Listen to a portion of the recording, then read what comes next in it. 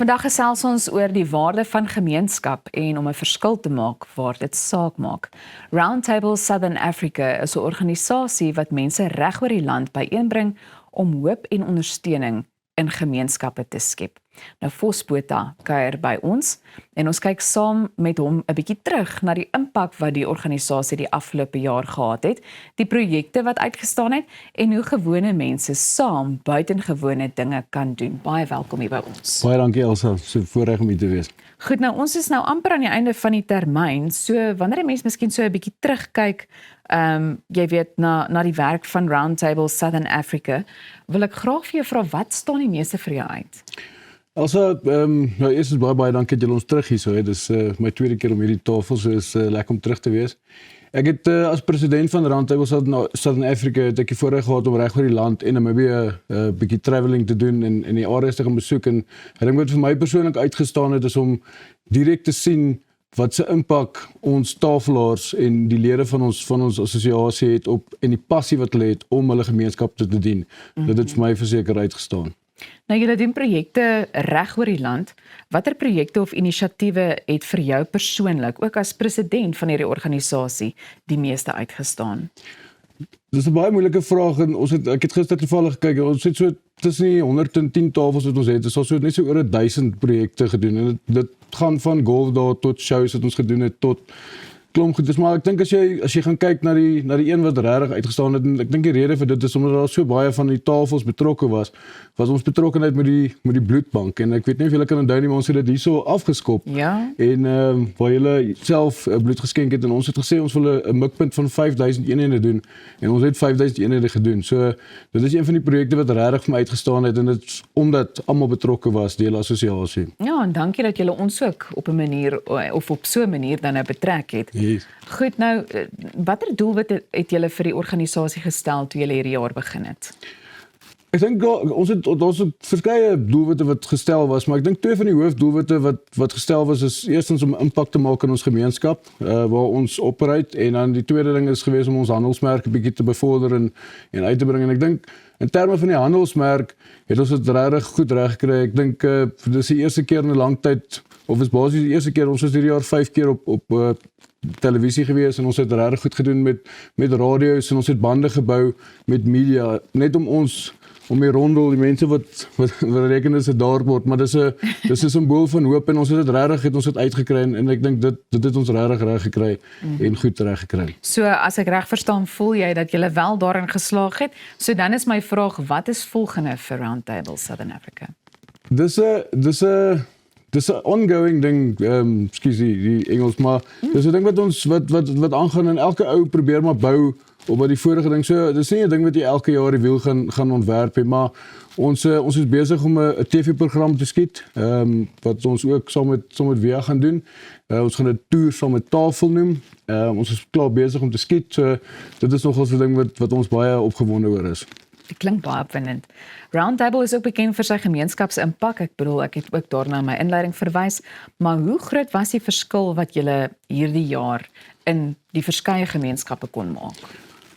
Dit was deel, ek het nou gepraat van die twee hoofdoelwitte wat ons gestel het, en ek dink die ander een wat ons regtig goed reg gekry het, is ons het, nou jy kan twee kante daarna kyk. Die eerste kant is monetêre waarde, en ons het so 28 miljoen rand wat ons ingesamel het reg oor Suider-Afrika, en dan het ons so amper 20 miljoen rand van dit al uitgedeel in die gemeenskappe, en dan kry jy 'n bietjie soos die bloed. Jy kan nie monetêre waarde aan dit sit nie, maar dit is groot. Soos 5000 eenhede het die moontlikheid om 15000 mense te help, want jy kan letterlik 3 lewens red met 1 punt bloed. So ek dink ons het goed gedoen. Goed, nou as jy 'n boodskap met ons kykers kon deel na aanleiding van die soort werk wat julle doen, wat sou dit wees? Ek dink elke persoon het die geleentheid om iets te doen vir iemand. Of dit klein of groot is, dit maak nie saak nie, maar jy het elke oggend as jy opstaan, as jy uitstap, het jy die geleentheid om vir iemand iets goeds te doen. En ek dink wat Roundtable bied is 'n platform om dit te doen, om dit goed te doen en op 'n groter vlak te doen. So raak betrokke by 'n organisasie soos Roundtable, of dit vir jou tyd is of met jou tyd is, of dit dan net is om deel te wees, of om 'n benefactor te wees, geld te skenk, kaartjies te koop. 'n boerewors te koop, as jy sien, daar word boerewors verkoop, elke bietjie help om die gemeenskap te help op die einde van die dag. Ek meen, soos hulle sê, bietjies maak baie, en op die einde van die dag het ons 28 miljoen rand ingesamel, en dis al hierdie klein goedjies wat bymekaar getel word. Dit is merkwaardig. Baie dankie ook vir die werk wat julle doen en dankie dat jy kom kuier het. Absoluut, baie dankie. Goed, nou as jy betrokke wil raak of meer van Roundtable wil weet, maak seker jy besoek roundtable.co.za vir meer inligting. Bly ingeskakel, ons gaan net hierna voort met al die lekker dinge wat nog voor lê op vandag se spyskaart.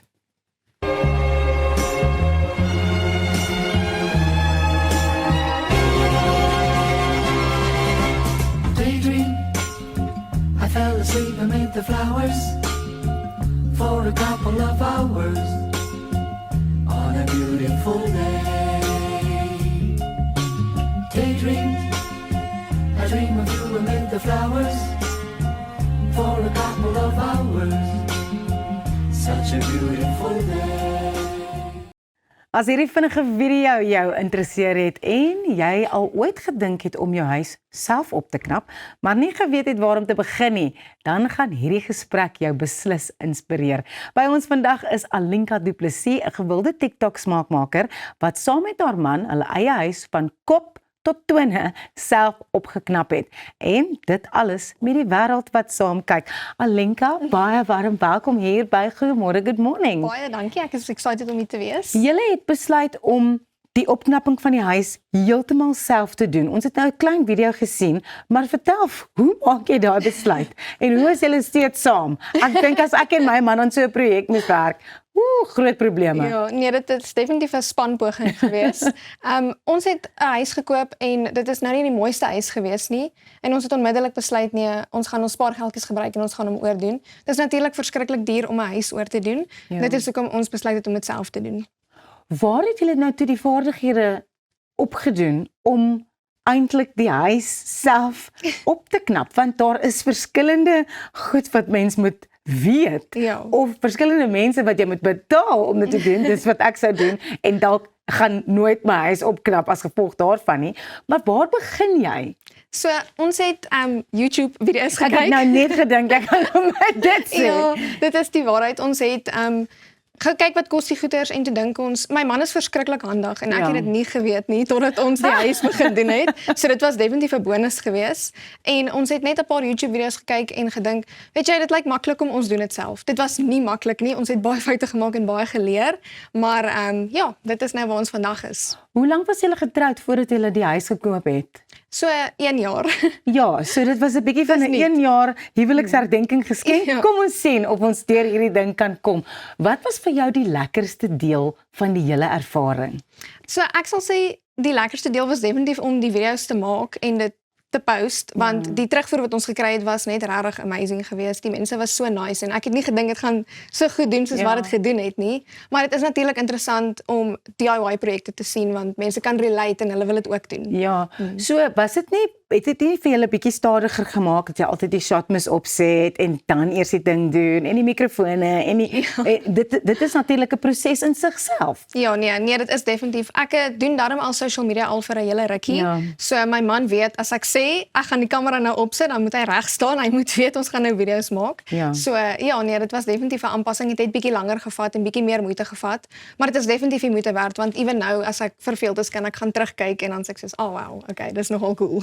En watter deel van die eintlike opknapping het jy die meeste geniet om te doen? Die mooi maak definitief. Die mooi maak is definitief my gunsteling. So die harde werk en die bouwerk en die vuilwerk is iets wat mens moet deurgaan, Ja. maar definitief die mooi maak en die pleintjies en alles op plekkie te sit is my gunsteling. Is daar nou iets wat jy voltooi het wat jy dalk nou kyk en gaan, weet jy, daai muur se kleur, ek dink nie dit was die regte besluit nie. Ja, definitief. So ons het ons badkamer oorgedoen en ons beplan om hom nou weer oor te doen. Want my styl het verskriklik baie verander Ja. in net 1 jaar se tyd, Ja. net omdat ek nou in hierdie bedryf bietjie meer betrokke Ja. is. So ja, ons gaan definitief die badkamer nou weer oordoen. Hulle sê mos 'n kunswerk is nooit klaar nie. Die kunstenaar is nooit ooit gelukkig met hoe die kunswerk lyk nie. Ja, So het dit nou gelei na nuwe geleenthede dalk met handelsmerke wat soos hierdie tipe produkte produkte verkoop wat mense dalk kan gebruik in die opknapping van hulle eie huise?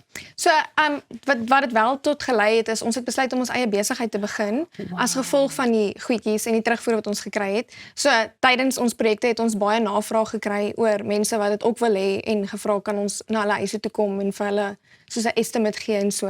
So ja, en toe begin ons nou ons eie besigheid. Ja, en vertel ons 'n bietjie meer daaroor A-series projects. Ja, so dit is my man en sy beste vriend en ek wat ons is 'n spannetjie, so eenetjie is betrokke vir die houtwerk byvoorbeeld, eenetjie vir die bouwerk en dan ek is natuurlik vir die mooi maakwerk. Ja. So mense kontak ons gaan na hulle huise toe, hulle gee vir ons idees, ons gee vir hulle idees en dan ja, begin ons hulle huise oordoen soos wat ons eie huis oorgedoen het. Dit is regtig ongelooflik dat julle nou julle eie leerskool basies gehad het om dit nou trial and error te doen Ja. on your own en nou het julle hierdie nuwe ding begin. Waarna sien jy die meeste uit met hierdie nuwe geleentheid met A-series projects? So definitief om nuwe mense te ontmoet, mense bou baie kontaks op en in hierdie bedryf dit is verskriklik lekker en ook natuurlik die idees is baie nice.